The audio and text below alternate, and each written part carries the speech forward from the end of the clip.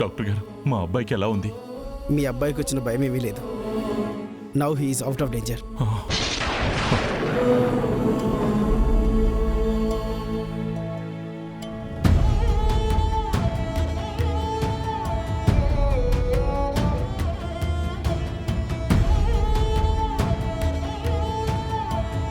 Nothing to worry.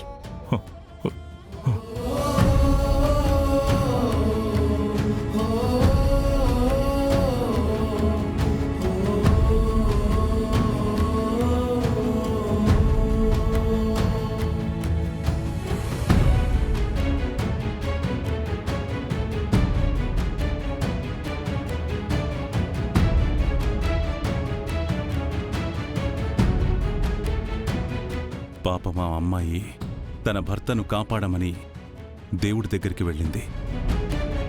తనకెవరైనా phone చేసి చెప్పండి.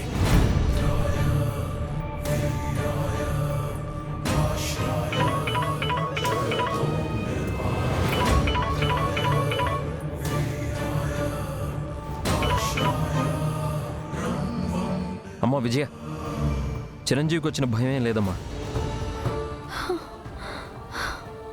ఇప్పుడే డాక్టర్ గారు చెప్పారు వాడి ప్రాణాలకి ఏం ప్రమాదం లేదని. నువ్వు త్వరగా వచ్చేసేమ్మా.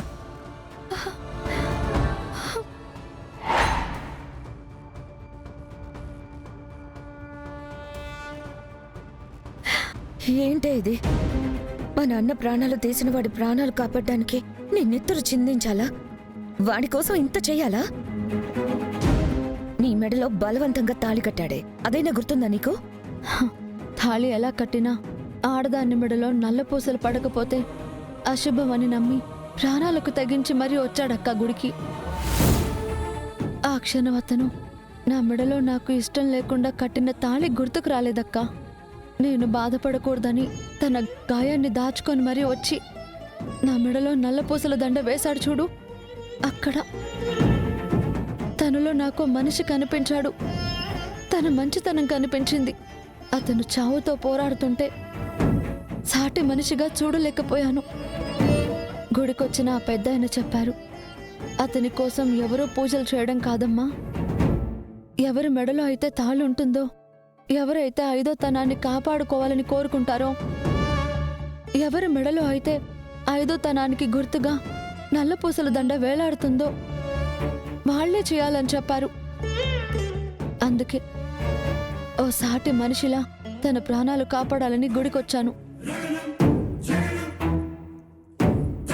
దేవుడి దయ వల్ల అతనికి ఎలాంటి ప్రమాదం లేదని ఇప్పుడే బావ ఫోన్ చేశారు.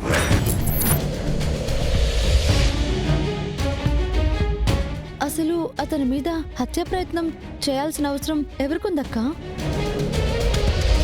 నల్లపూసల దండ తీసుకుని వస్తున్న వాడి మీద హత్య ప్రయత్నం చేశారంటే ఎవరు చేసుంటారక్కా?